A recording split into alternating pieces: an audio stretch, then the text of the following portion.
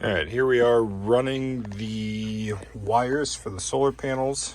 Like I mentioned, panels are kind of in the back bedroom here. So bringing them down, drilled a hole from the ceiling down through. My wires are here. There was an access panel here for the water for the shower. Popped off the CO2 alarm. Got me to there. There's a 45-degree board here, so I popped that off. There's some screws hidden in the carpet. So there's the main wire run. Again, used a coat hook to feed the wires down to there. Ran them across here. And then there's a little access to get there. And then back up, back here. Hard to show, but there's about 2 inches of space back there on the back side of this whole panel.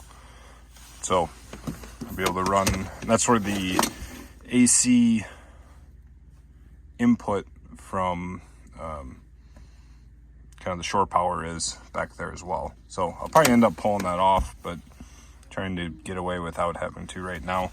I'll drill some holes here to fish these wires in, and so we're gonna hook them up to the MPP solar box next. So I've got the wires running through this $12 housing from Amazon. I'm going to use some butyl tape. Where's the start of this?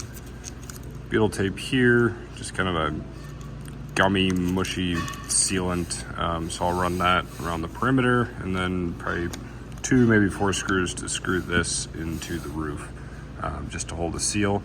And then top side again here, we've got the 2 panels running in series. So I've got my connections here. Here's where the wires come up.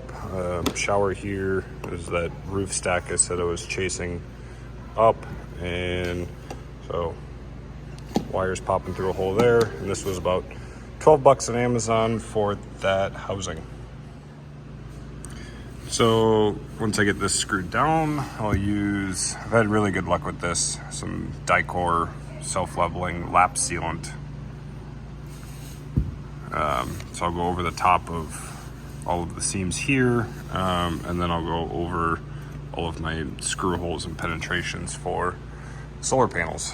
I really recommend this particular brand. I've bought some knockoff stuff on Amazon, and so here's an example of where I use the cheaper stuff, and it claims to be self-leveling but never leveled out, and you can actually peel this off.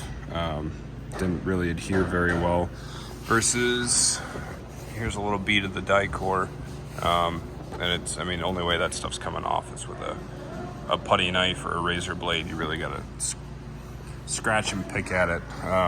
So I like this, highly recommend it. An extra $1 or $2 a tube, but well worth it.